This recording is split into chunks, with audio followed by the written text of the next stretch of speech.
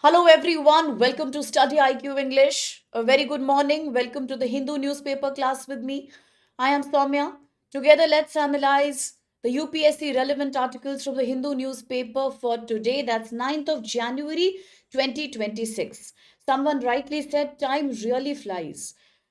From the New Year celebration to now 1 week already over for the new year as well.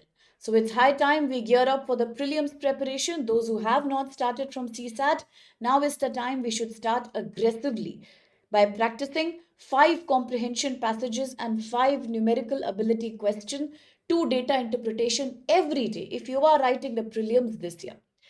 If still you need more guidance, our programs are open. We are still offering a great discount on all the programs.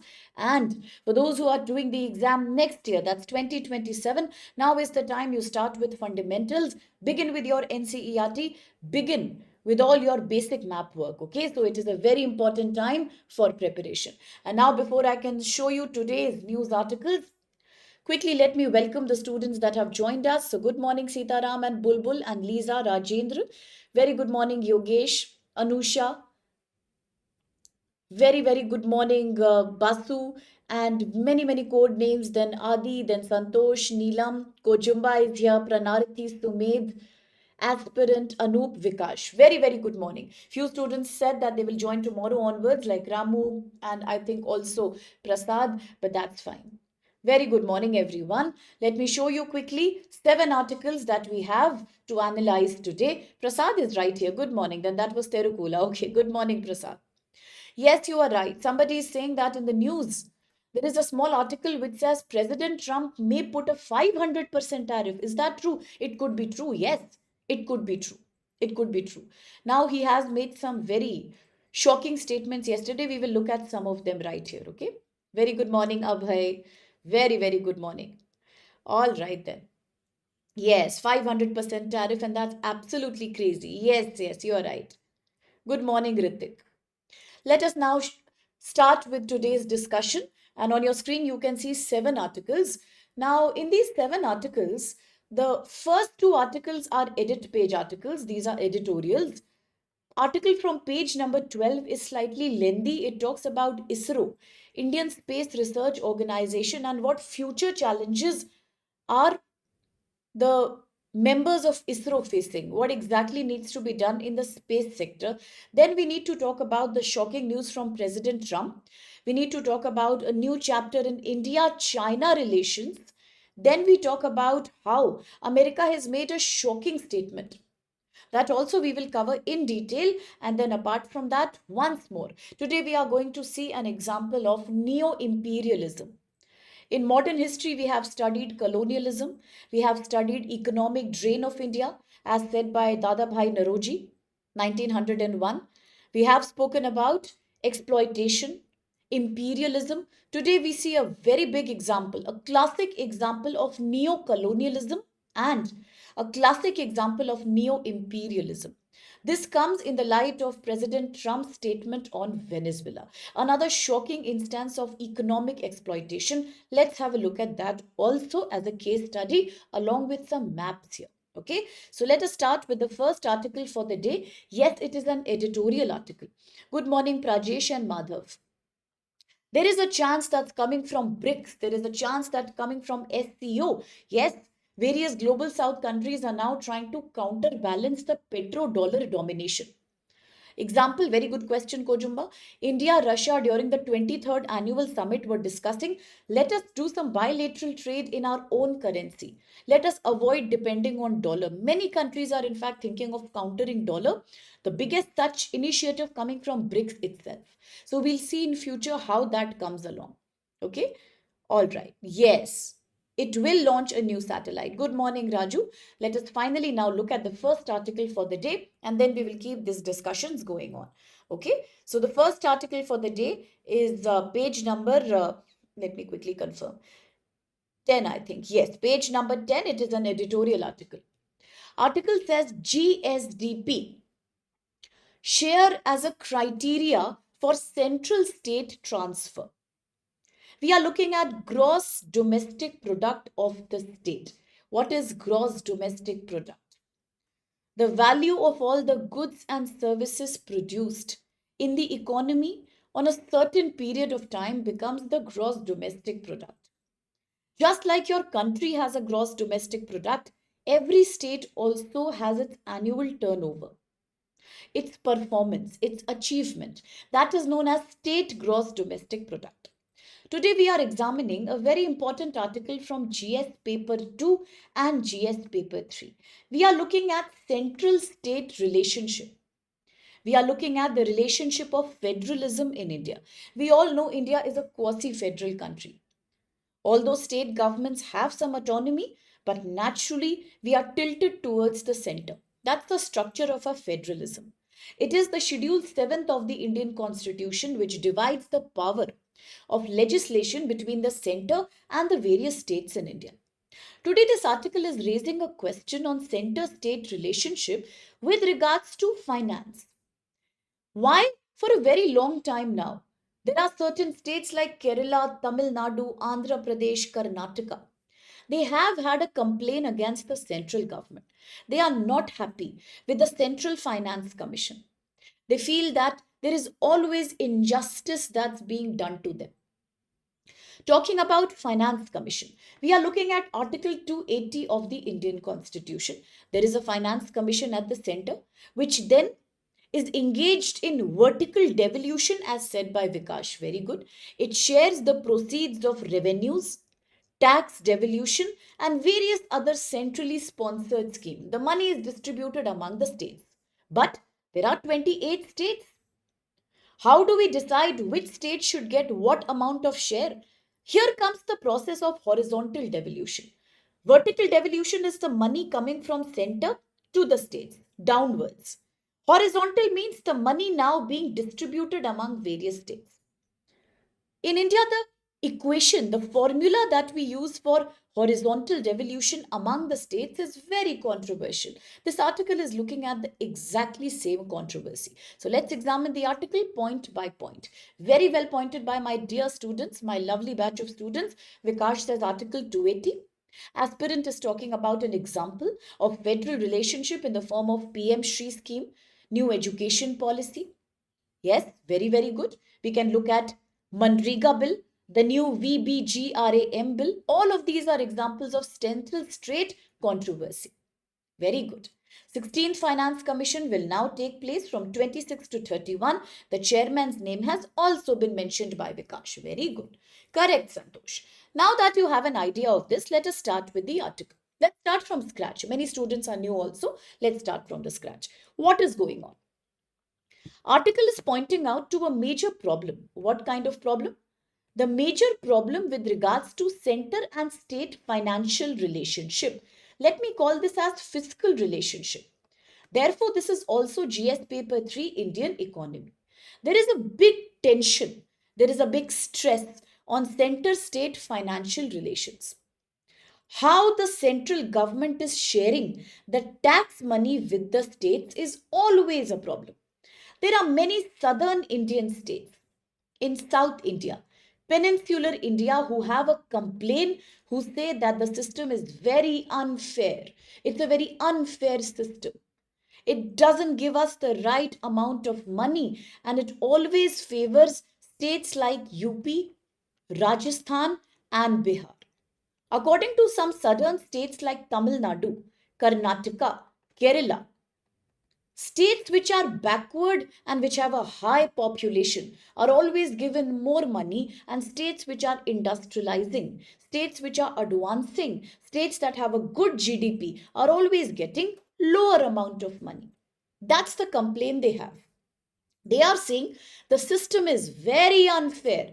Very good, Bulbul. Another example coming from Bulbul regarding center-state relation, the Malayalam language controversy. When Kerala says, let me make Malayalam compulsory, citizens of Karnataka have a problem. They say, no, it is unfair to the residents of Karnataka who are living in Kerala. This kind of regionalism is known as supra-state regionalism. A new word we can learn here. Supra-state regionalism. When no matter where you live, no matter where you are living, Your sentiment and your love is always attached to your state. That's called suprastate. That's an example of that. Very good. Fiscal federalism, Vikash. Absolutely. Well said. Good morning, Pavan. Did you get that now? So that's the pitch of this article. Now let's focus a little bit for next 6 minutes and understand the controversy. What is happening exactly? States in India give a lot of money to the center. But listen carefully. States in India give a lot of money to the center. Lot of money. Let's make a diagram. Lot of money is going from states to the center. How? In the form of taxes. In the form of taxes. The center then returns the money to the states based on a formula. This formula is now calculated by Finance Commission. Yes, that's the duty of Finance Commission, Article 280 of the Constitution. Right now we have the 15th. Now we are going to have 16th. Finance Commission calculates the formula. It's very simple. States are giving money to the center in the form of taxes. Later, the center has a pool of money. Center will now distribute that money among the states for administration. On what basis? On the basis of a formula for vertical devolution calculated by the Finance Commission. But there is a problem here. The richer and the industrial states like Kerala, Karnataka, Andhra, Maharashtra, they have a problem. Tamil Nadu. They say that we are earning more money for the country. We earn more money for India, but still we are getting less money from the center. Why? Why do they have this complaint? Let us understand how and on what formula does center give money to the state. Yes, the center will share its gross tax revenue, total tax revenue with the state governments based on the recommendation of Finance Commission. Often, the transfers that happen from the center to the state happen under three broad categories. One category is known as tax devolution. Tax devolution. Entire share of central taxes are now shared with the states. Second is known as GIA, grants in aid. I repeat, grants in aid. What is grants in aid?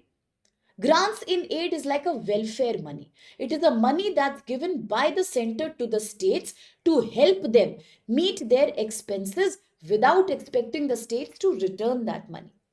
The states do not have to make a repayment. The center gives this money to the state unconditionally. It's an unconditional transfer known as grant in aid. Third category. Third category is known as CSC. CSS. Centrally sponsored schemes. I repeat, centrally sponsored schemes. Yes, very good example. Earlier it used to be Manrega. Manrega. Today, the protocol has changed. The government is saying, I'm not giving 100% money to the states. States will have to share the burden in a 60-40 ratio. But before that, the money used to come 100% from the center. So this is the centrally sponsored scheme. Now let's talk about the 15th Finance Commission, Article 280 of the Constitution that is running right now. Under the 15th Finance Commission, some student had mentioned also. Who was that? Somebody just said, Sitaram said. Very good, Sitaram. Today, under the 15th Finance Commission, the Finance Commission has said 41% tax devolution will be done to the states. 41% of the tax will be given to the states by the center. Yes, very good.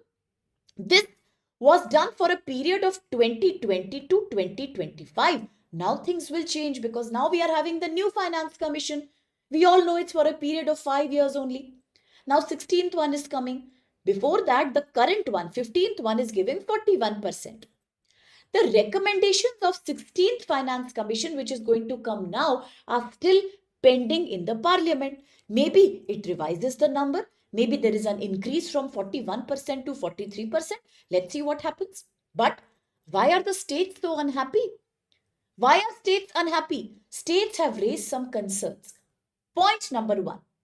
States are saying ever since 2017, the GST has been regulated. The states have been losing their annual revenue. GST came to replace various kind of indirect taxes with a central single roof tax. States are saying we are losing money because of that. Therefore, the center said, don't worry, until 2022, I will provide you GST compensation. But now 2022 has gone. The central government says enough time has passed. Now the states can manage on their own. We are not going to give any GST compensation. States are saying we are losing our revenue. Because now under GST, we have no right to freely set the taxes. Point number two, GST rate cuts have happened recently. We all know in 2025, just when American President Donald Trump imposed 50% tariff on us. As a response to manage the economic loss, the government of India also revised the GST structure. From a multi-slab structure, we have now created a very minimal slab structure. Majority of services have been reduced to 0% or 5% GST. States are saying we are getting a loss. We are experiencing a loss of income. Compensation means aspirant. When the GST was implemented in 2017, the states had a complaint. They said we will lose our revenue from indirect taxes. The central government told, don't worry, because it's a new system. Till 2022, I will support you financially. Every year, I will give you a compensation to make up for the loss under GST. Agreed? Now 2022 has gone. The states have to manage on their own. Yes, very, very good. Correct. Apart from free trade agreements, one thing government did was GST Part 2. As Sumed and Vikash and Fearless and Aspirant are saying. GST Part 2. The new reform in GST, the people's movement.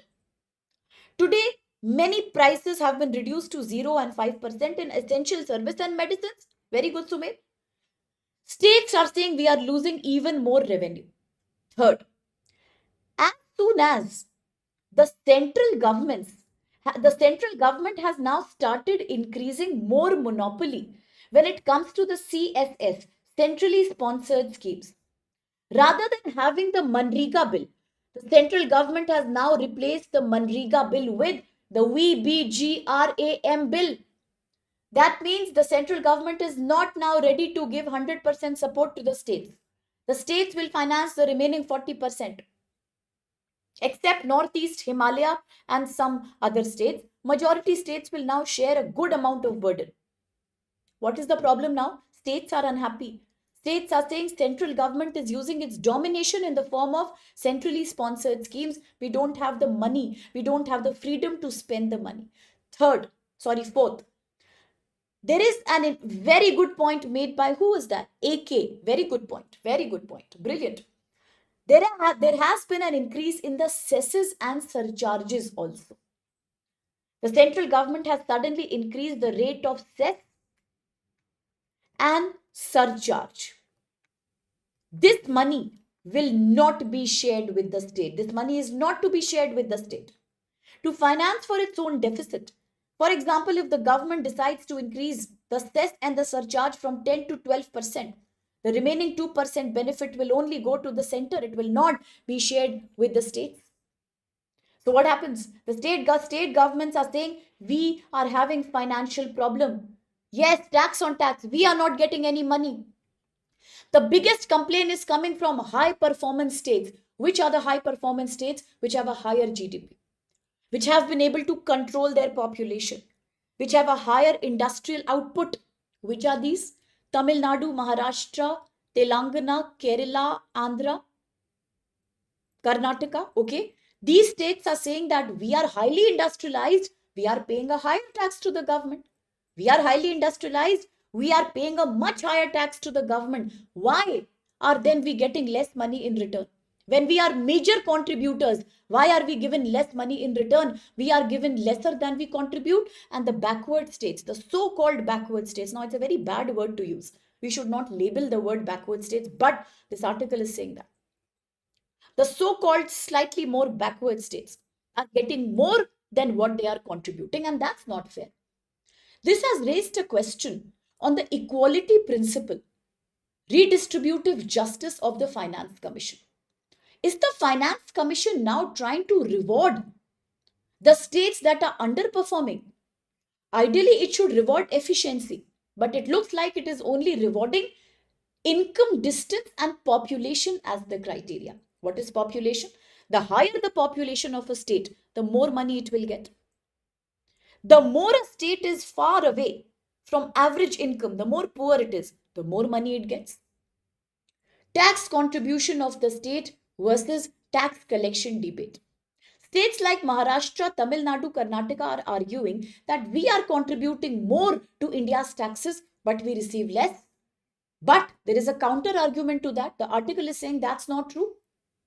That's not true. Direct taxes are recorded where companies are registered. For example, I am a company. I run 20 factories in India, but my headquarter is located in Madhya Pradesh, Bhopal. Example. Okay, example. I am a company, a leading company in India. My headquarter is in Bhopal, Madhya Pradesh, but I have 20 factories running in Tamil Nadu, Andhra, and southern Indian states. Today, southern Indian states are arguing we pay more tax to the central government, but that's not true. Tax is paid not from where economic activity happened. Tax is paid from where the headquarters are located. In my company, tax will be paid from Bhopal because headquarters is in Bhopal. It doesn't matter whether 20 factories are running in Telangana or West Bengal or Gujarat or Rajasthan. That doesn't matter. For example, a factory in Tamil Nadu may be selling its products all across India, but tax is paid from where the headquarters are situated. So therefore, this argument that because we have more factories, because we have more industrialization, we are paying more tax is not valid coming from the South Indian states. The confusion between who contributes how much is not valid because taxes are based on pan India data, tax data. It is not based on state wise contribution. It is not based on where economic work is going on, factories are going on. It is based on where headquarters are located, offices are registered. So tax payment is not showing the real economic contribution, and this is creating a dispute on and on. Is there a solution? Yes. Article is pointing out to a great solution. Now, rather than using tax contribution as the criteria of horizontal devolution of funds, why don't we use another criteria known as GSDP, gross state domestic product? Why can't we use that? It is a much better indicator of economic activity as compared to tax payment that is made. Data shows states with higher GDP, they generally pay more taxes. So therefore, GSDP, gross domestic product, is a much better picture of showing who contributes what. It is important because the current system is focused on helping the poor. I agree. We are a socialistic democracy. But today, the Finance Commission pays more money to the states that are experiencing poverty, states that have a higher population. They do not give money, extra money, to states which have controlled their population, which have a much better state based GDP. Today, if we start changing this criteria and we reward the states with a higher amount of GDP, we will actually start rewarding efficiency. We actually start rewarding contribution. We reduce the resentment that is coming against southern Indian states. We strengthen the spirit of marble cake federalism. What's marble cake? Cooperative federalism. So, if in one line we are to summarize the argument of the article, it is that center state tax sharing should better reflect the actual economic contribution of the state that can be calculated only through GDP contribution, not just redistribution formulas. Why is gross domestic product of the state a better indicator? Because it exactly shows the contribution made by the state. It exactly shows the economic activity of the state. If tax efficiency is same between various states, then their GDP will be same as their tax base. Their tax base will also be same. So GDP is a much better, much better criteria of economic activity rather than calculating it on the basis of income, poverty, population. Okay, so that is what. Today, if you look at the data, I'll come back to the point. Today, if you look at the data, the actual transfer done by the center in 2020 to 2025 under 15th Finance Commission is 75.12 lakh crore. Who is the biggest recipient? The biggest recipient is Uttar Pradesh, 15.81%. Then Bihar, then West Bengal. And who are the low receivers? Unfortunately, these are the biggest contributors and yet low receivers. Maharashtra. Maharashtra contributes to 40% of tax to the center but has received 6% only. Similarly, Karnataka, Tamil Nadu are showing a similar kind of imbalance. That is why devolution today under Finance Commission is following a formula that is not rewarding performance, it is rewarding poverty and higher income. And that is why if we shift to a formula that's based according to GDP, then the top beneficiaries will become Maharashtra, Gujarat, Karnataka, Tamil Nadu. And the states which will have to control their population, which will have to improve their GDP, will become Uttar Pradesh, Bihar, and Madhya Pradesh. The changes will not be dramatic, but they will be fair enough to reduce the anger among southern Indian states. So therefore, increasing the weight of GDP in tax devolution is a much better idea to create transparency and fairness rather than going with formulas like poverty, backwardness, and population. Because if you do not recognize economic contribution and welfare, then nobody will be encouraged to do that in future. Okay, now that we have discussed this article, I would want to talk to you about certain important constitutional articles which this article deals with. Which articles did we look at, bacha? Article 280 of the Indian Constitution, Finance Commission. Article 270 of the Indian Constitution, the taxes shared between center and states. The distribution of net proceeds between center and states from the union tax. Okay, so that's Article 270. Any other article can anybody think of? Yes? Ramu is not here today. Yes? Vikash, Sumed, aspirant, Prasad. Any other article we can think of, bache? Article 275. Grants in aid. I just spoke about grants in aid. I did or I did not. What are grants in aid? I told you there are three ways in which union government gives money to the states. Vertical devolution. What is vertical devolution? The money coming from center to state. What is horizontal devolution? Money being shared between the states, distributed between the states, that is state to state. Okay. So I just said one component is grant in aid, money that you give without any return. That is coming under Article 275. Very, very good. Brilliant. Article 279 comes in the picture. GST Council that we have created now. Very good. 279A. Absolutely. Well done. Any other article that I can think of here? Yes. Article 266. One student had mentioned Consolidated Fund of India. I don't remember who did, but somebody did. That all the taxes collected by the center are going to the Consolidated Fund of India. So yes, Article 266. So all these articles are coming in the picture. Last but not the least, Article 271. Why? Because we just spoke about the surcharge. Now, aspirant and one more student of mine, they were just talking about cess and surcharges. So, bache, cess and surcharges are a part of they are a kind of tax upon tax. Sometimes the central government is allowed to put or to levy some extra surcharge, some extra tax on an existing tax. That is known as cess or surcharge. This comes under Article 271. Surcharges or cesses. The thing is, these cannot be shared with the state. Very good question, Kuldeep. They cannot be shared with the state. They are not shareable with the state. That is why this is a major grievance of the states. Why don't you share it with us? We can't share it with the state, but if the center increases, then center gets the profit, not the states. Okay?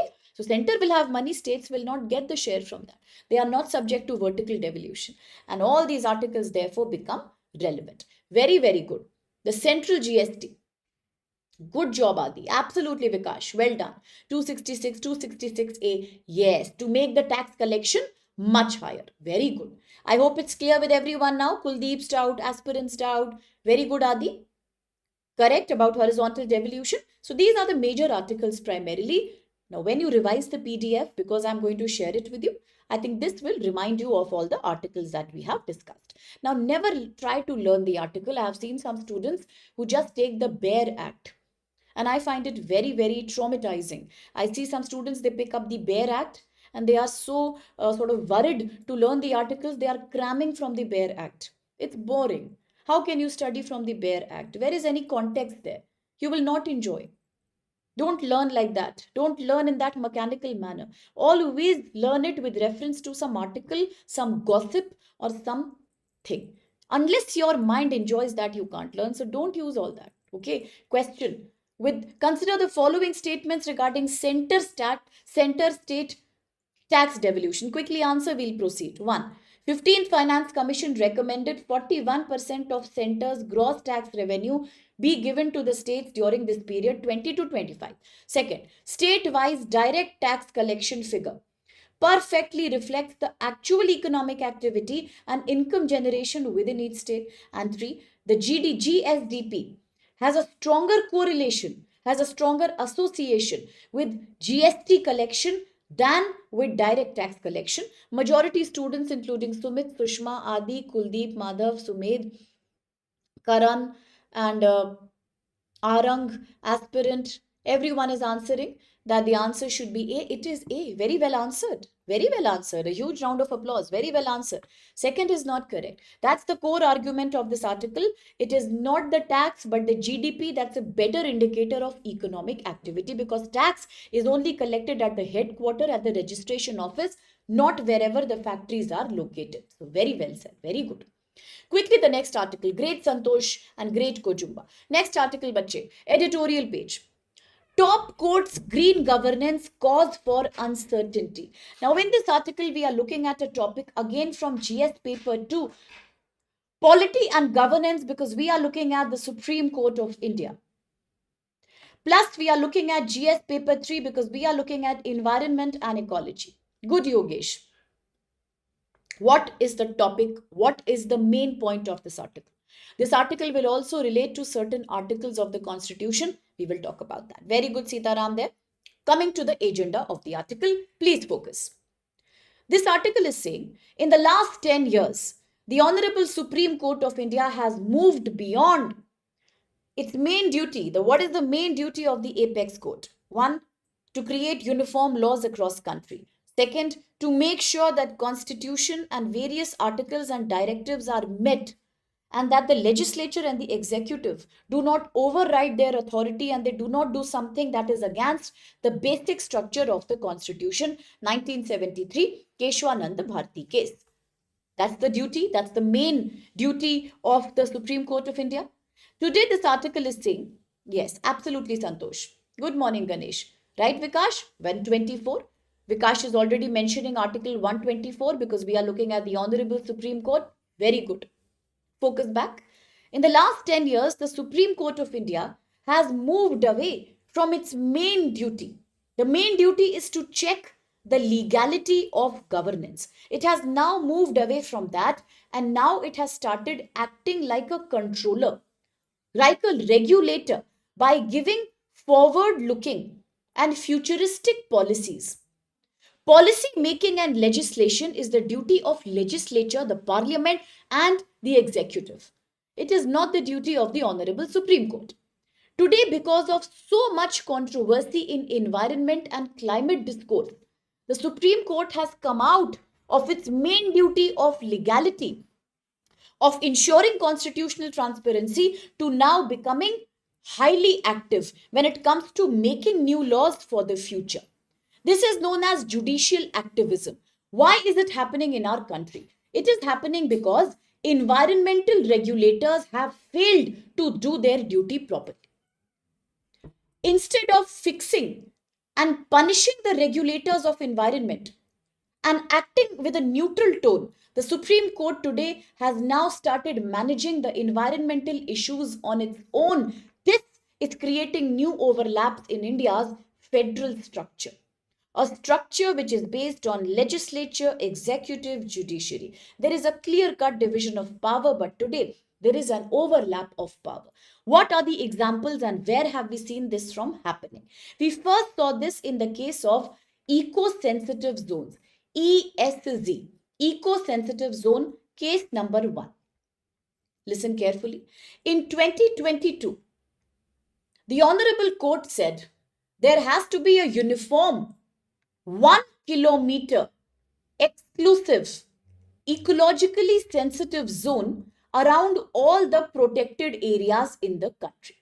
Around all the protected areas in the country, we should have 1 kilometer special sensitive zone. Nobody can come and interfere here. Because of repeated protest in 2023, the Supreme Court changed its own verdict and the rule was then diluted. State said it is impractical. We cannot implement that, and Supreme Court cancelled, revised its own verdict. Case number 2. Look at the Delhi pollution. In 2015, the Honorable Court had put a complete ban, a blanket ban on diesel vehicles above 2000 cc capacity. In 2016, after retaliation by people, the ban was lifted. It was replaced by a pollution charge. In 2025, once again the definition has been changed. Today we are saying we will only target those vehicles which are below BS4 vehicle standards. In 2025, it is being said we are only going to target those diesel vehicles that are below BS4 vehicle standards in India. What are these standards? Now, these are Bharat. These are known as Bharat Stage 4 standards. These are emission standards in India. Very good. Emission standards in India. Vehicles that do not meet these emission standards, they create much more pollution like particulate matter 2.5 and 10, like nitrous oxide, and that's why they will be prohibited. Bharat Stage 4. Very good. That's the latest verdict now that's coming. Correct? Now, look at case number 3. Most shocking. Earlier, the Supreme Court put a total ban on all kind of firecrackers in the National Capital Region. No firecrackers will be allowed, completely banned. People protested. Later, the ban was relaxed. It was allowed during the festival season and it was allowed in the form of green crackers. We will not allow crackers. We are allowing green crackers. What are green crackers? I told you. Rather than using the typical barium laced chemicals, they are now using materials like potassium nitrate or potassium perchlorate. These are the materials being used because they have cleaner oxidizers, so they reduce the level of emission. So now potassium nitrate based green crackers were allowed. What is this pattern trying to show? Plus, there is very good, Vikash. There are 2 more I want to talk about. Not 1, 2. One, what Vikash said. Earlier, the order was remove the stray dogs from the cities, put them in the shelters outside the city. Later, after too much quarrel and too much opposition, the court said, okay, let's not relocate the dogs. Let us only implement the ABC rules, animal birth control rules. Let us sterilize the dogs, vaccinate the dogs, and deworm the dogs and put them back in their own territories. But there is one more. Earlier, the government said, earlier the court said we are prohibiting post facto environmental clearance. Any building that has not taken clearance before construction will be demolished. We won't allow later or backdated post facto environmental clearance, but later the Supreme Court itself said, because it will cause too much economic loss and pollution, let us allow that in the case of rare exceptional circumstances. In the case of exceptional circumstances, let us allow post facto environmental clearance. Now, what are all these things showing? It is a pattern, not an exception now. It means weak regulation, poor enforcement, delays, ad hoc exemptions. The Supreme Court now is trying to respond to all these delays and all these hurdles by taking the role of a regulator. The court is not supposed to be a regulator. Once the court gives a verdict, it has to be followed. This takes me to Article 141. I have made details video on that. Article 141. Supreme Court is the ultimate, the apex law in the country. Its laws have to be uniformly implemented across all the courts in India. But there is one more thing under Article 141. Once the Supreme Court makes a law, it is not good that again and again new benches come and they keep changing this law. It is not good. It defeats the purpose of integrity of the Supreme Court. We should not change the laws again and again. But that is what is happening in India. Court makes a law, people don't respect the law, and then the court has to come and revise that law again. Is the kind of mockery that we are making of the law coming from the top court, is it justified? Supreme Court is saying today that my decisions have to be revised because people are complaining we cannot implement these orders on the basis of practical constraints. That means the legislature and the executive have not been following their legislative statutory duty. This is raising a problem, a big problem right now, because Supreme Court is depending on expert committees, expert top level panels. Sometimes Supreme Court accepts these opinions coming from top panels and committees, but much later the government raises a question on these committees. The Supreme Court has to take a U-turn and cancel its own verdict. The leading example that we should not miss upon is Aravali Hill debate. Let's look at Aravali Mountain. The government said anything that is above 100 meters will be officially called as Aravali. Anything that is below this threshold is not Aravali. That means we can do mining operations openly there.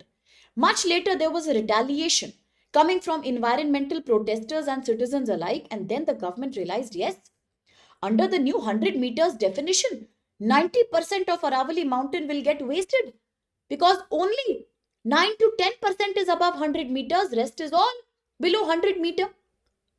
Correct. It defeats the purpose of the law. Yes, 90% is not coming under this category. What happened then? Once again, the Supreme Court had to go back, take a U-turn and say, okay, fine, let's keep it on a hold right now. Let us appoint a high-level panel and then let us see, let's do a remapping of the whole Aravali. Now, this is what we call a defeat of Article 141. This is not called uniformity in law. This is known as flouting and breaking the laws and legislations made by the top court. What impact does it have on public participation? Public then starts taking protocols lightly. People take law for granted. Today, people are saying, let us create a building, it doesn't matter. Let us break environmental protocol, how does it matter? Tomorrow, if we cause an agitation, the Supreme Court will take back its own order. How does it matter? All the people that had broken the post facto clearance law are today very happy because now they are allowed under exceptional circumstances by paying some fine, some extra fees. They can get away with what they are doing. Yes. Now, court's involvement repeatedly by changing its previous order is weakening the power of judicial review. That is also not good. So continuing such situation is not valid. Why? Because every time now Supreme Court has to come and issue the writ called mandamus. Issue the writ called mandamus. It has to keep reminding people, do your duty properly. Do your duty what you are supposed to do. Is that the responsibility of the Supreme Court to keep on telling the government to do its duty on time? By unnecessarily interfering in the legislative process repeatedly, this is creating uncertainty for citizens, industries, and the government alike. Is there a solution as per this article? Yes, there is a solution. Please create responsible jurisdictions so that we don't have to take them back. Second, according to something what 53rd Chief Justice of India, Justice Surya Kant said very clearly, even the media and the government have to be responsible. They should not publish the matters that are sub judice until a matter has been properly decided by the court. It should not be published in the media. Very good aspirant, just like the Sanchar Sathi application. Very good example. Just like the Sanchar Sathi application. And one more. The rumor that the government is going to make Chandigarh. The rumor that the government is going to make Chandigarh as a union territory without legislature. It will now be governed by the Haryana's or Punjab's, lieutenant governor will act on the behalf of Chandigarh. It will lose its autonomy as it has today. That was also a rumor, but the government later said we are not planning anything like that. So you see, half-baked stories are published in the media, creating a question on sub-judice publications like Sanchar Sathi, like the case of Chandigarh Union Territory without legislature. That is what we should avoid. Avoid rules that need exceptions. Make a rule only when it is practically possible. Create a rule that's based by data. Explain in advance what are the constraints and what are the benefits of a rule. The article is therefore saying that judicial intervention, every time, if it becomes a common story when it comes to environmental regulation, it will lead to too much judicial activism by the Supreme Court. See, already Supreme Court is the apex court. It has too many other important jobs to do. We just discussed a few months before that in front of the Supreme Court bench. Today, your Supreme Court is running at full capacity, 34 judges in the collegium. And despite that, you have 88,000 cases pending in front of the court. If you keep depositing regular complaints, regular topics, environmental issues also in front of Supreme Court, then the whole idea of Supreme Court's jurisdiction gets diluted. Again and again, changing its own order doesn't look good. It defeats the purpose of judicial seniority in our country. So, which articles of the Constitution are related here? Let's do the question, and alongside, I will write here Article 21, the right to life. Because right to a clean environment, healthy environment, is right to life. Then Article 32, the Supreme Court has to issue writs like mandamus in order to make the lower bodies do their duty. Very good, Sitaram. Then Article 142, complete justice, which empowers the Supreme Court to pass any order that is necessary to do complete justice in India. Yes, recently Vikash was telling Article 124. From that, I want each student of mine to remember Article 142. Nobody should forget when I ask the next time. 142. The court can pass any order when it comes to doing complete justice. Yes? Article 48A, Directive Principle of State Policy, Part 4 of the Constitution. The duty of the government to protect and improve the environment. Article 51AG, the fundamental duty of every Indian citizen to protect the environment and stop polluting activities. Okay, that's what the article says. Ultimately, last but not the least, Article 141. Remember all these. Quickly, the question. Answers are coming from Vikash, Santosh, Priyanshu, Sitaram. Consider the following statements regarding the role of Honorable Supreme Court in environmental regulation. 1. In the last few years, the Supreme Court has increasingly issued forward-looking and management directions to environmental cases due to failure by executive authorities. 2. The court's use of continuing mandamus in environmental matters has always led to greater regulatory stability and reduced uncertainty for stakeholders. And 3, excessive judicial substitution for regulators. What do you mean by the statement? When you change or you replace regular job of the government by Supreme Court's interference, interference becomes normal. It can weaken statutory parliamentary process and limit opportunities for public challenge and judicial review. Which of these statements are valid?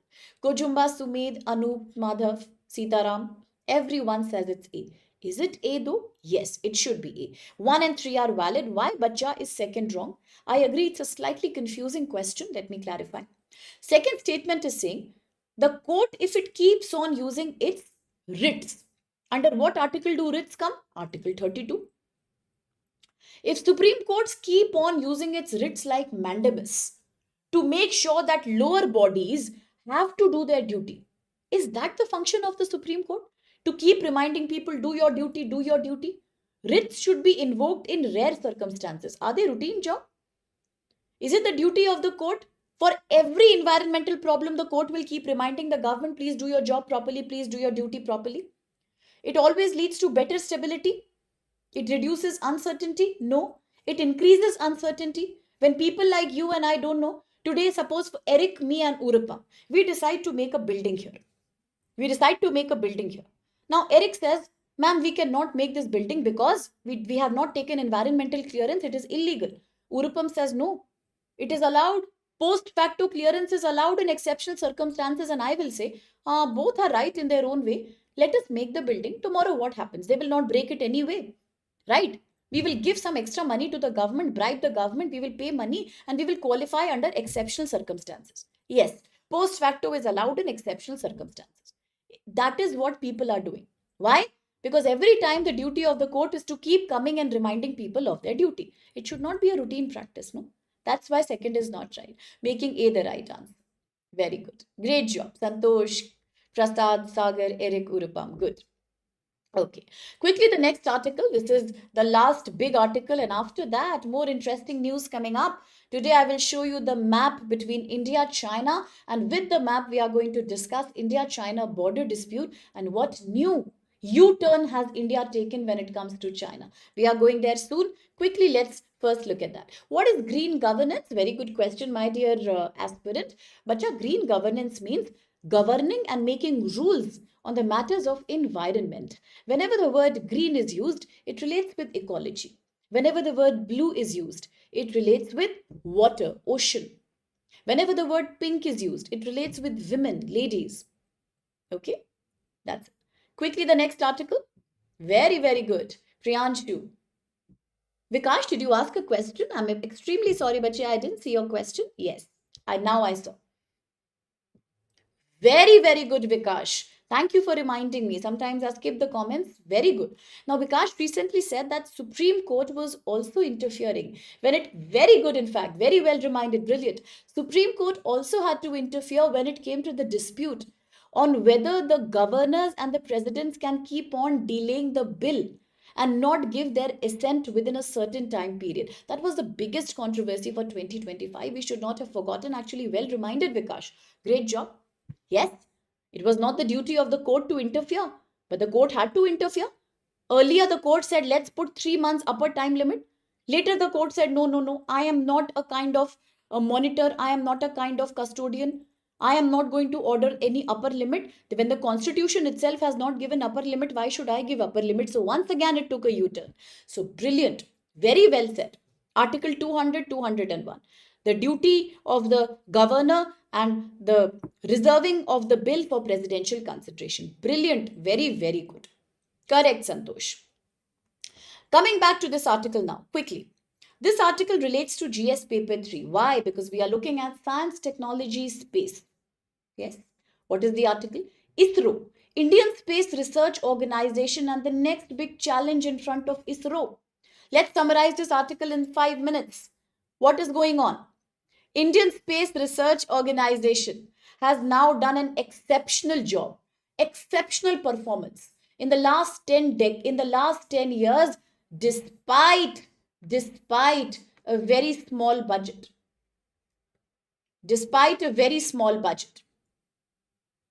No, it's not making. That's correct, Yogesh. Somewhere it's not making the law properly, somewhere it's not implemented properly. That's why the court is interfering. Okay, coming back. ISRO and next big challenge. Once again, please focus. Indian Space Research Organization has done a great exceptional job in the last 10 years, despite being on a small budget. Very good, Priyanshu. Despite being on a small budget.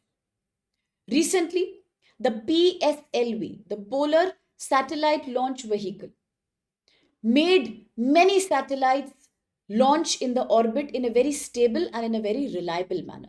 We have seen the success of Chandrayaan 3.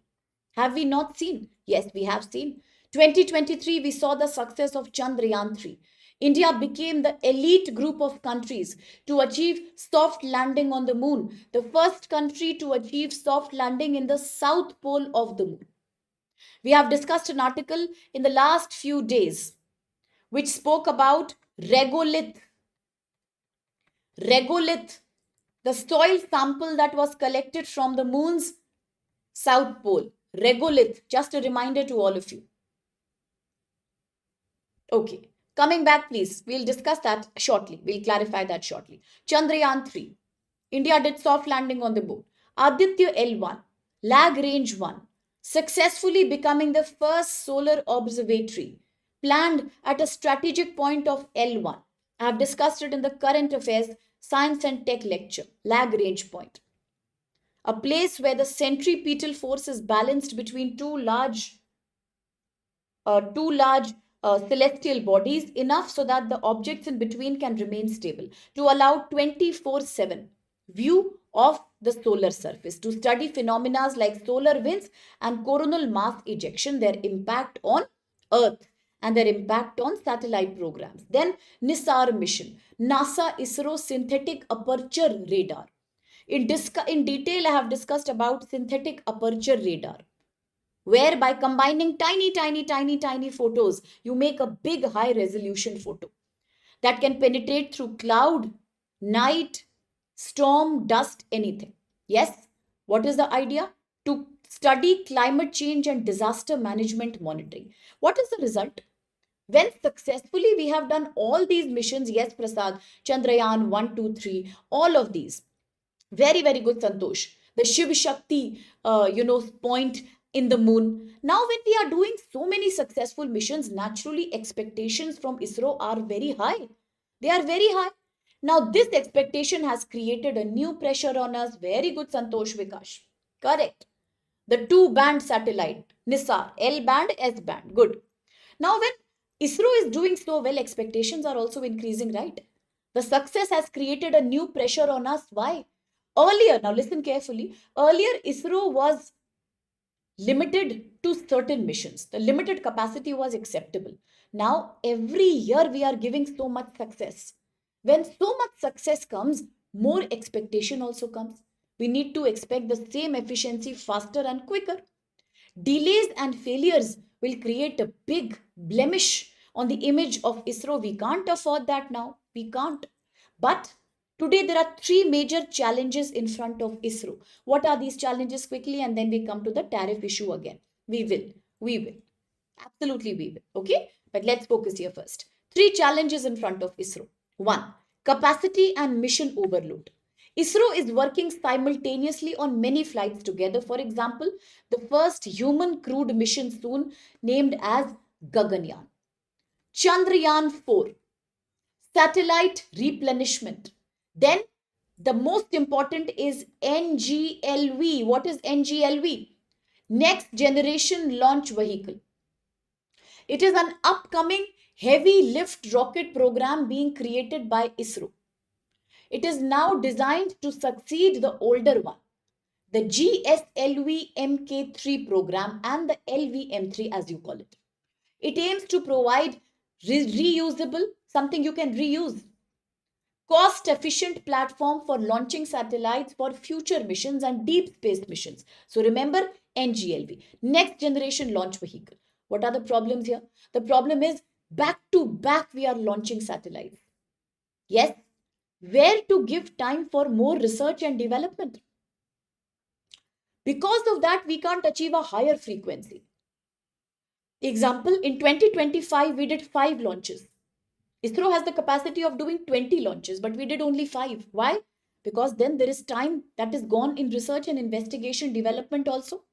We have limited infrastructure, limited test facilities. ISRO therefore has to do everything alone. It's a one-man army. ISRO is the designer. ISRO is the integrator. ISRO is the one which is solving all the problems and bottlenecks on a limited budget. One failure could mean delaying all other future missions. So what is the solution? More industrial participation, more privatization when it comes to research, development, and operational rocket launches. Better supply chains. Second challenge, governance and absence of space laws. India has already liberalized the space sector. We recently liberalized the nuclear sector, Shanti Bill 2025. Now we are saying in 2020 already we have given liberalization to the space sector. We are now doing this in the form of 2 platforms. How have we liberalized the space sector? Through 2 platforms. One is known as the InSpace. What is InSpace? InSpace is the body that is responsible for authorization and promotion. It is known as Indian National Space Promotion and Authorization Center.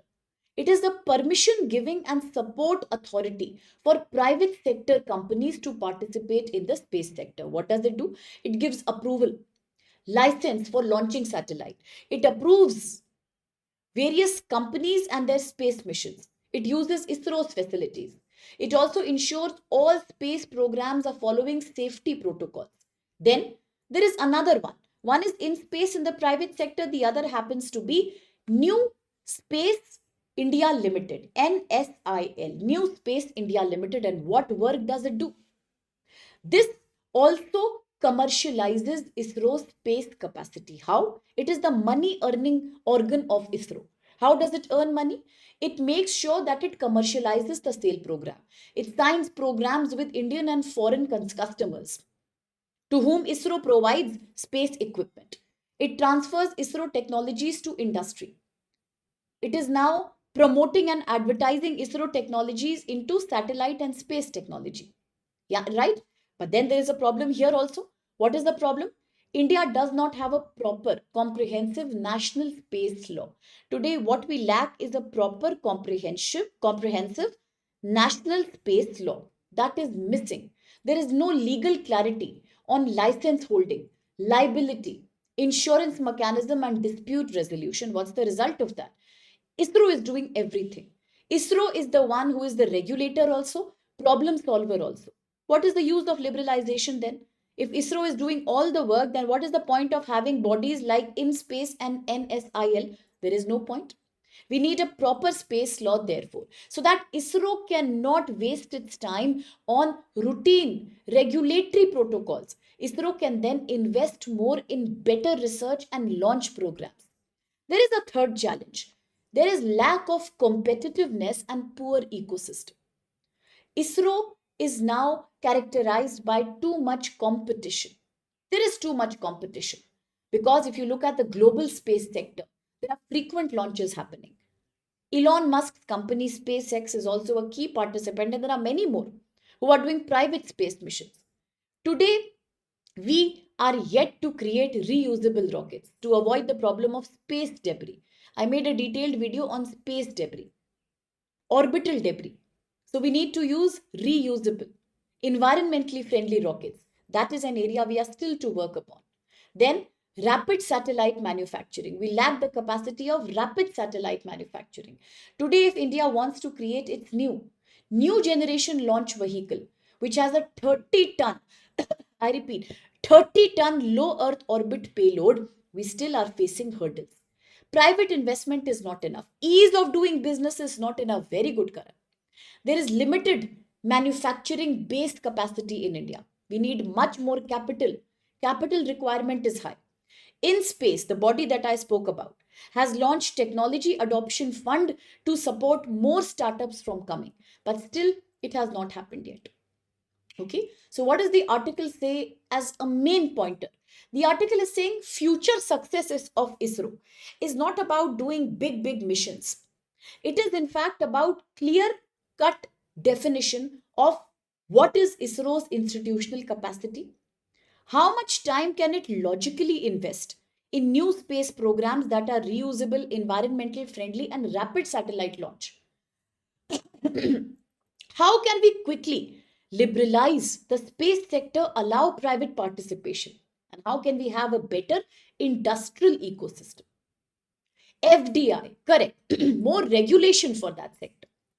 All that are the key future challenges now. So liberalization should reduce the burden of ISRO. It should not increase ISRO's burden. Today, ISRO is doing everything. One man army. And that cannot be the future. If you are expecting more launches per year, if you want the NGLV, if you want Chandrayaan 4 and Gaganyaan to succeed, at least give ISRO team the time to do specialized occupations. Don't waste their time in regular works like monitoring, problem solving, and privatization. Give them to other bodies in the private sector, and that is the need of the hour. Okay, so that's all this article says. A quick question. Consider the following statements regarding India's space program and ISRO. 1. ISRO has demonstrated advanced space capacities in recent years through Aditya L1, Chandrayaan 3, NASA ISRO NISAR mission. 2. Despite liberalization of the space sector since 2020, absence of a comprehensive, dedicated national space law has led to not clear allocation of regulatory, commercial, liability related responsibilities between ISRO, NISL, and the In Space program. And three, future competitiveness in ISRO depends not just on technological mission like NGLV, but also in developing a strong industrial, manufacturing, and financial governance ecosystem. Which of these are valid? Vikash, Purna, Karan, Laksh, Madhav, Sumit, Priyanshu. Is that covered? Very good. D is the right answer. Correct, Sitara. Very good. All are correct, bache. That's the core point of this article. Really? You have the book from StudyIQ? Very good, Laksh. I'm happy to know that. Okay. Now let's. Very good, aspirant Santosh, Abhilash. Correct. Correct, Yogesh. Well done. Well done, everyone. Very, very good. Very good. Did I see Prasad's answer? Eric Kojumba, I have seen. Raju, I have seen. Did I see Prasad's answer? Bulbul's answer? I know. That is correct. Very well answered. In fact, I should clap for you. Majority is right. Quickly, the next article, bache. This is a short one. Before we go to India, China. Now, you will not be happy, or I don't know how shocked you will be. President Trump is saying that America is now going to clear a bill in the parliament, in the Congress, which allows 500% tariff on those countries which continue to buy the Russian Ural oil. Multiple times we have seen the map of Central Asia. I have showed you that there is a mountain range called Ural Mountain, which acts as a barricade between Russia on the east and Asia on the left hand side. Now, the oil that Russia is taking comes from this Ural area region. It is called as the bitter oil. Why is it the bitter oil? Because any oil that has a very high sulfur content is always known as the bitter sour oil. Bitter sour oil. Russia is today a leading supplier of oil to countries like India, China, some countries of European Union. You might wonder why. Why? Because the key sources of oil in the world are broadly three. One is your OPEC countries, the oil that comes from West Asia. Second is the Texas oil that comes from America, the sweet oil, very good quality but very expensive. The third happens to be typically the Ural oil, the mountain oil that comes from Russia. Now, for countries like India, India had to depend on OPEC, countries of the West Asia, for a very long time for its oil needs. But as soon as the Russia-Ukraine war started in 2022, the war was going on since 2014. My mnemonic masters can tell everyone. We know that from 2014, ever since Russia captured Crimea, slowly the war in 2022 spread to Kherson, Luhansk, Donbass. All these areas, Zaporizhia, are now the border areas between Russia and Ukraine. Ever since the war started in 2022, America put heavy sanctions on Russian oil. Now, if heavy sanctions are there, naturally the oil price of Russia reduced. The price became cheap. Plus, rather than getting oil from West Asia that comes from a much longer route, it is cheaper to buy oil that is coming from a shorter route, that is Russia to India. Naturally, India started buying the oil from Russia. Yes. Very good, Kojumba Vikash. Oil started coming from Russia. Correct, Sitaram. Yes, Priyanshu, it's coming from Russia. Correct, Kojumba. Cheap oil.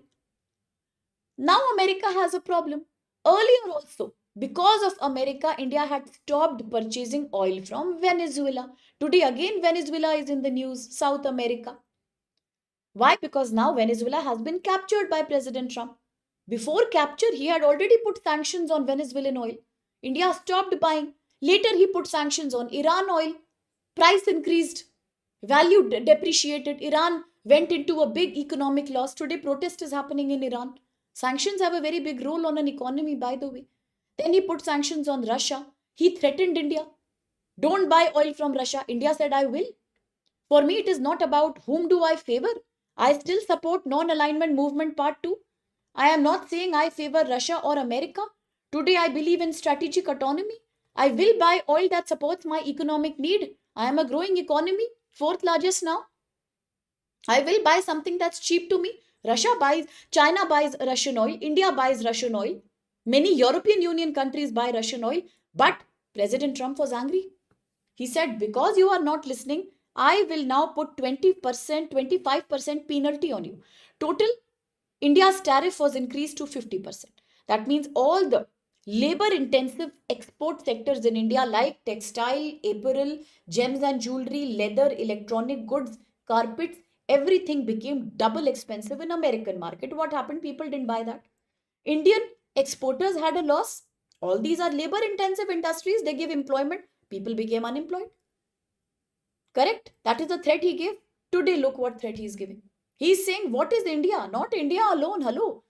Any country that is buying Russian oil, I will put 500% tariff on that country. Now, can you imagine the kind of economic disaster this leads to? Now, there are certain rules under World Trade Organization. If you have signed a free trade agreement or any bilateral trade agreement with any country, then all the countries with which you have any trade agreement, you have to give them equal trade benefits. You cannot mistreat or favor one above the other. If America has a trade agreement with India also, for example, Germany also, today America can suddenly not say that India will have to pay 50% tariff while Germany can pay 10%. It is breaking down, very good aspirant. It is breaking down a rule of WTO known as most favored nation protocol. This is the most favored nation rule. You can't create this kind of a sudden bias and favoritism. Sorry, you cannot. You are not allowed to. That's what America breaks when it's putting 50% tariff on India. Today he's saying, I will put 500% tariff on all the countries which are buying Russian oil. It's a clear-cut act of economic imperialism. Yes? So that's the news right now. How much of it will be implemented, we don't know. But then before I proceed from this article to the India-China, I would like to say as a reminder that do not forget that now that Venezuela has been captured by America, America is targeting Cuba, a key ally of Venezuela. America is targeting Greenland, an island nation that is under the control of another country of Europe called Denmark, which is a NATO member. That means there is a direct conflict now between America and NATO. Third, America has recently issued threat to Iran, saying that if you do not control your internal protest and if you torture or attack any protester, then I may take an action against you. Already Iran is under American sanction. Yesterday, America captured another oil tanker that came from Russia, sparking more issues of conflict in the North Atlantic area. You see, that's the situation of the global community now. With reference to Greenland, because we have discussed Greenland, I would request all my students to remember the location of the Thule base of America. I showed you on the map how strategic it is on the northwestern part of Greenland. Clear? Yes. I also told you as a joke in the passing, it wasn't a joke, but then it came across like one, that in the newspaper it was also written that the leader of North Korea, Kim Jong-un, he could not sleep for 2 nights, the kind of worry he is having, the paranoia that he is having, that if Maduro can be captured, so can I. Okay, with that, let's now quickly come to the most important article that I was waiting for. This is also the last article, by the way. Yes, it could be a lead up, a build up to another world war. That's what people are saying, by the way, unfortunately. Yeah. Quickly, the next article, Bacha. Now, this is about India-China. Because it's about India-China, I'm looking at GS Paper 2, International Relations. What is happening? Let's quickly focus for a minute. Yes, let's quickly focus for a minute. Today, India has made a big U-turn. India takes a U-turn. Why? India is saying that now I will allow Chinese companies to bid in government contracts in India. This is for the first time India has done this kind of a reversal of its policy after the 2020 Galwan Valley clash with China. The Galwan Valley clash with China, very good. The Svalbard Island, beautiful aspirant, great. The Galwan Valley clash with China. After that, today, the finance ministry at the center has removed a 5-year-old from 2020 to 25 after the Galwan Valley, the 5-year-old restriction which stopped Chinese companies from bidding in Indian government contracts. These curbs, these bans were imposed after the rare earth. Sorry, what am I talking? I read Priyanshu's comment and I said my own statement. I'm sorry. These curbs were announced after the Galwan Valley clash of 2020. But today, in an area that is estimated to be 750 billion US dollar, India will once again allow Chinese companies to bid for Indian government projects. Critics are asking, is it fair to trust China? You can't see the full screen, Tauthang? Is that the case, Bache? You can't see it? Let me do something about it then. I didn't know that. I'll take care of that.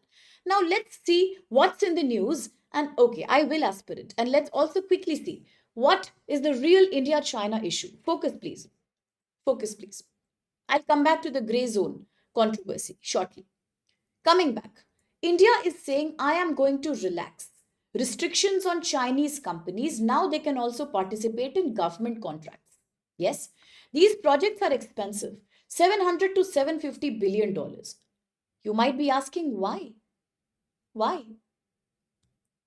Why is government taking a U-turn today? The government is taking a U-turn because these restrictions on Chinese company participating in Indian government contracts will lead to have led to shortage of critical equipment in India. As somebody just said, Santosh said. Now, China is a country that dominates majority of rare earth element in the world, not just in terms of reserves, but also downstream, mining and refining capacity. Yes.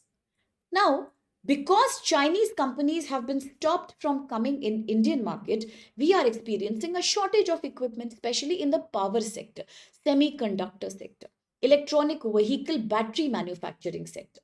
This has delayed infrastructure projects in solar energy, wind energy turbine magnets, sintered earth magnets.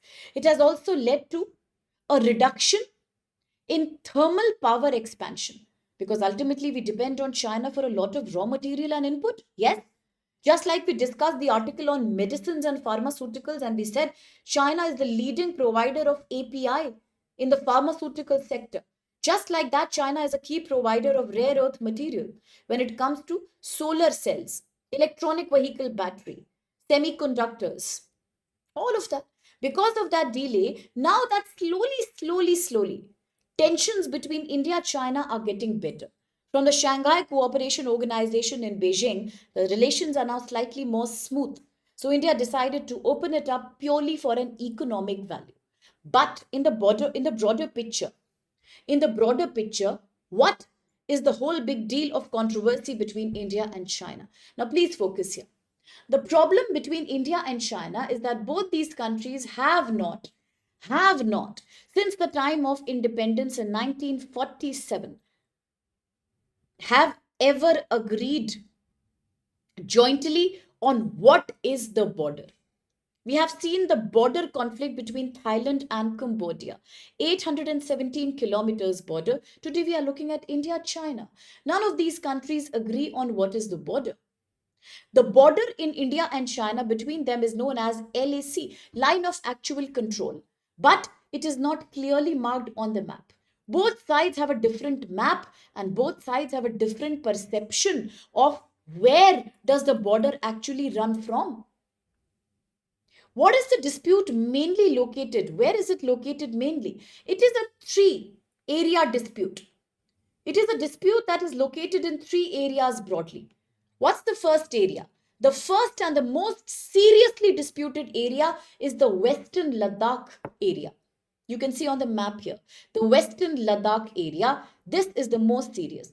This includes two areas. One is the Aksai Chin here, Aksai Chin, and the other happens to be the Galwan Valley. The Galwan Valley that is located near the Pangong Lake in Leh. Pangong Lake in Leh. These are the two areas that contribute to the Western sector controversy in Ladakh, the most serious controversy. In 2020, we had the Galwan Valley clash here. It was a deadly attack. It was a deadly attack. Do you know that soldiers in the Galwan Valley actually had to fight with hands. Does anybody know about that? Does anybody know about that?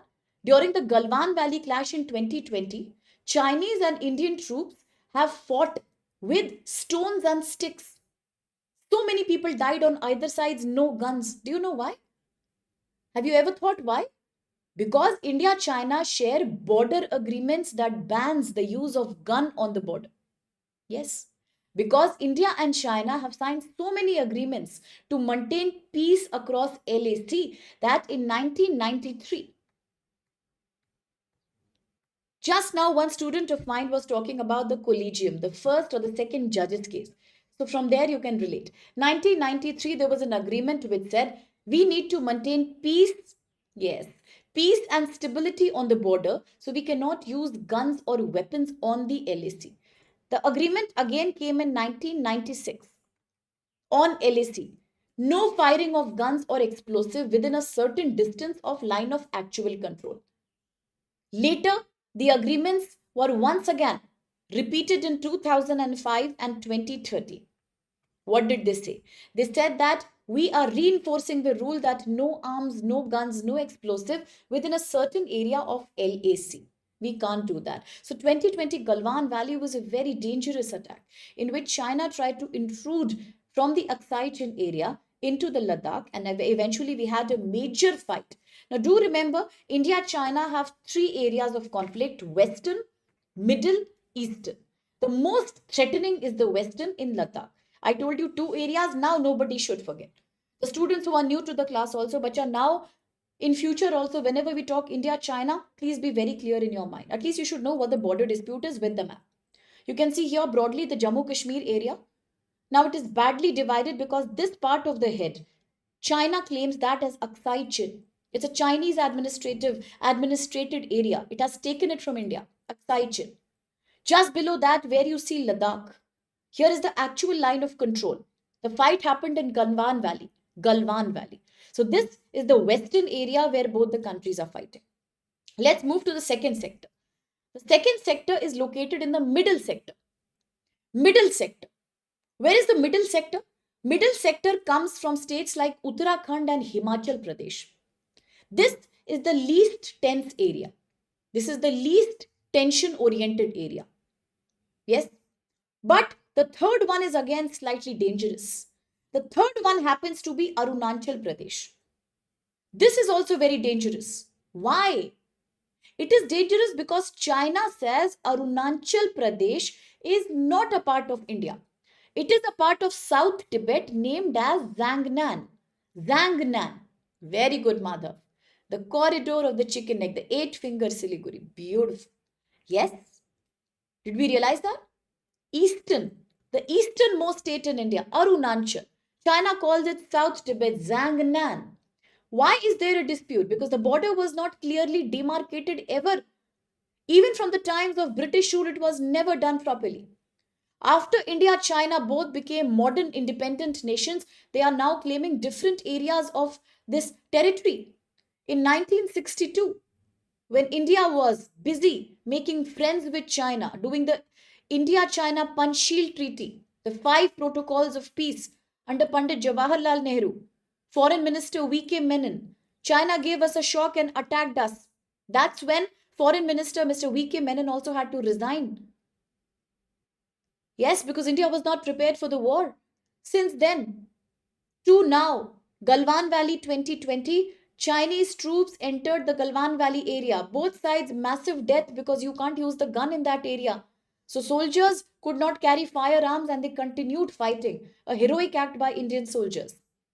Now, when there is a tripartite, three-party or three-area border conflict, one you have just seen, western one, two areas, Aksai Chin, Galwan Valley, middle, Himachal, Uttarakhand. Third comes eastern Arunachal, Zangnan. Correct. That's why there is often a disturbance when it comes to military build-up near the border.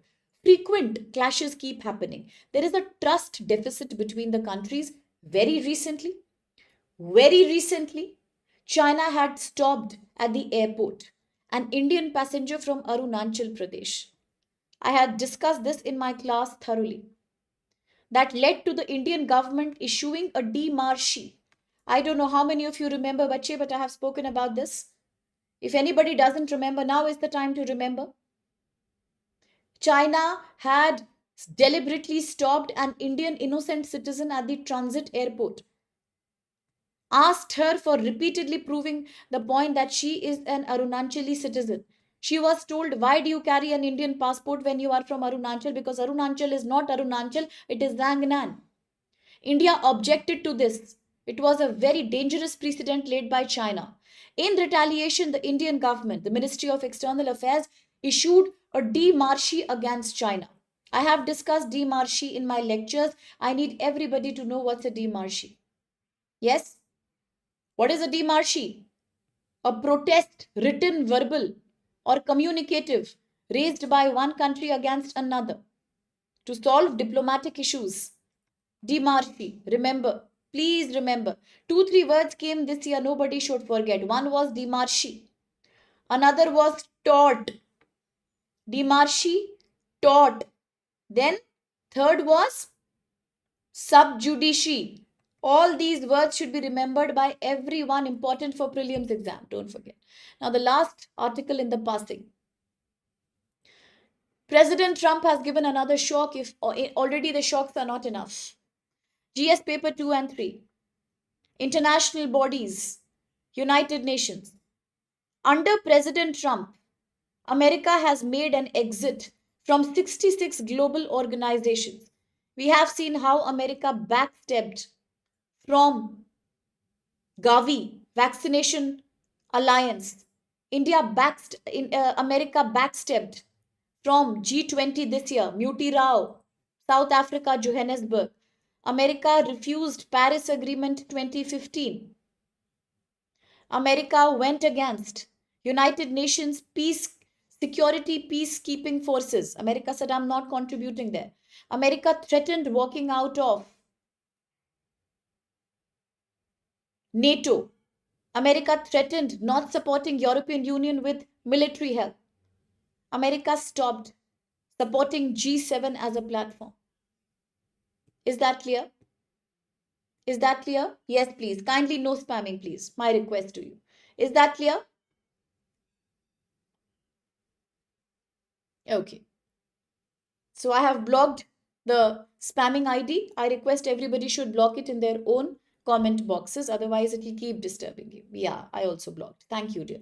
So America has walked out of 66 global organizations, and today comes the latest one. Very good morning, Suraj. Today comes the latest one. America has walked out of United Nations Framework Convention on Climate Change, UNFCCC. Shocking, isn't it? America walks out of UNFCCC. Can you imagine that? What is UNFCCC, bache? It is a program adopted in 1992 during a very famous summit that was held in Johannesburg, known as Rio Earth Summit, because it was held in Rio de Janeiro, South America. Yes? UNFCCC, adopted in 1992, implemented from 1994 onwards. What is this? It is an international treaty that is aiming at reducing greenhouse gas and carbon emissions. Today it has total 198 members, including India. Now, the most interesting thing that I want my students to learn is that although it is a non-binding international framework, listen carefully, bache, it is a non-binding international framework, but under UNFCCC, we have two legally binding treaties. One is the Kyoto Protocol. Kyoto because it was signed in Japan. 1997. It was binding on all the developed countries to reduce their greenhouse gas emissions.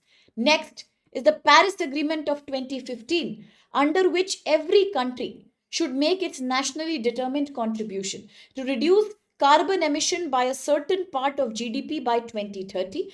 Another target behind Paris Agreement is to reduce global greenhouse gas emission, to reduce climate change and temperature increase by 1.5 to 2% above the pre-industrial level. Yes, it is a legally binding treaty. Kyoto Protocol is also legally binding. But Kyoto Protocol is binding on the developed countries. Nobody should forget. Kyoto Protocol was only on the developed countries. Paris Agreement is legally binding on all member countries. They have to create their NDCs. Like India has its own by 45% of GDP. We will cut carbon emission by 2030. Correct? Correct. It is in South America, bache. Rio de Janeiro is in South America. 1992, the Rio de Janeiro Treaty, under which we signed up for UNFCCC, United Nations Framework Convention on Climate Change. Is that clear? Beautifully reminded, Adi and Santosh. Now, under these treaties, we also therefore conduct the Conference of Parties. It's an annual conference to negotiate action against climate change. Recently, we all know we had it in Brazil, very good, in the heart of Amazon forest, as a symbol to prevent the lungs of the earth from dying. Belém, Brazil. Here in Belém, Brazil, we remember all the agendas. We remember we spoke about Muti Rao. We spoke about Tropical Forest Forever Facility, TFFF. We spoke about common but differentiated responsibility to increase to $1.3 trillion, the carbon fund finance mechanism from developed to developing countries. That is it. So that's all about today's news, quickly followed with a question. Consider the following statements regarding UNFCCC. 1. It was adopted at the Rio Earth Summit 1992 in South America with the objective of stabilizing greenhouse gas concentration to prevent dangerous anthropogenic climate change. A very good word. Anthropogenic means caused by human action. What is anthropogenic? Caused by human action. Second, very good, Santosh. The Conference of Parties under UNFCCC is the supreme decision making body. It meets every year to review and implement and negotiate further climate change. And 3, the Kyoto Protocol and the Paris Agreement are legally independent treaties and they are not linked. They are not linked institutionally to the UNFCCC. Which of these are valid? Priyanshu, Abhilash, Adi, Rishi, Madhav, Vikash, everyone's answering here. What about Kojumba, Eric, Prasad, Bulbul, Sitaram? Sagar has answered. Sitaram has answered already. Kojumba has answered, I think. Vikash has answered. Eric has answered. Which should be the right answer? Absolutely, it should be A. Why should we doubt also? A is totally correct. Vikash just told us the exact place. South America, Rio de Janeiro. We had the summit, 1992, the Rio summit, due to which we have the UNFCCC. It is an agenda to control climate change, greenhouse gas emission. Under that, we have two legally binding treaties, the Kyoto Protocol 97, which is binding on the developed countries. Then you have Paris Agreement, binding on all the countries, 2015. So very good, Tauthang, Urupam, Chandan, Kojumba. That's correct. Yeah, Rishi is back. Good morning, dear. So first is correct. And that's it for the news. Now the last piece is just a news in the passing. America is showing another act of economic imperialism, economic colonialism.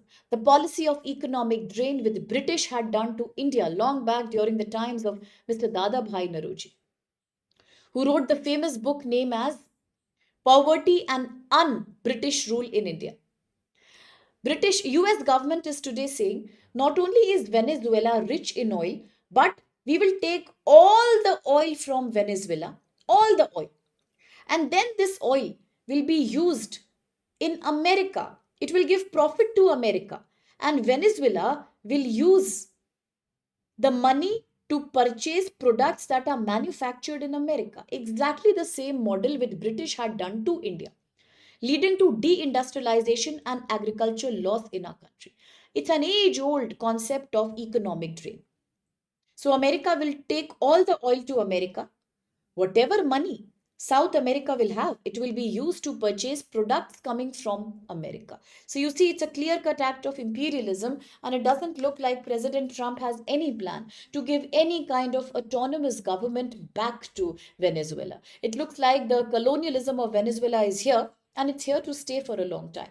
Now, the future of Greenland, Cuba, Iran, we don't know. It's yet to be seen right now. So that's it. So for my dear students who are now willing to prepare for UPSC 26, but they are a little worried about preparation, timetable, course, here's a great chance. SIP, Success in Prelims, is now being offered at a very easy price of 5499 only, provided you use my code CODESLIVE. And if you use my code, then I can take your classes for CSAT, current affairs, and many more topics. If you have doubts, you can ask from the backend team, or we are just a phone call away also, by the way. For 27 also, there is a great price right now for complete prelims, mains, and basic interview guidance, but admissions will close on 15th January for 27 and 28 batches. So use code SPLIVE and spread the word among all your friends so that at least everybody knows if they want to make a decision. So thank you so much. God bless each one of you. Stay happy, live long, stay beautiful. Stay always positive, work very hard, enjoy your studies and your current affairs, and be a part of the Hindu class every day so that by April we are a master of current affairs. So God bless you. I'll see you tomorrow, bache. Bye, Vikash, Adi, Priyanshu, Eric, Aspirant, Kojumba, Madhav. Bye bye, Terukula. Terukula was not there, my bad. Bye bye, Prasad. Bye bye, Sitaram. Bye bye, Rishi. Rishi came after a long time. Yes, everyone is happy to meet Rishi. Bye bye, Tauthang, Chandan, Santosh, Sumedh. Bye bye. Who else? Sumit and Ritvik and Santosh and Liza and Sitaram Kojumba, Erika have mentioned. Bye Suraj. Bye. Who else? Bye Priyanshu, Aspirant, Raju, and who else was there? Singa, Sumit, Sumedh, Yogesh. Anyone else? Karan, Kuldeep, Parna. That's it, I believe. Okay, aspirant, of course. Bye bye. See you tomorrow. Bye, Kojumba.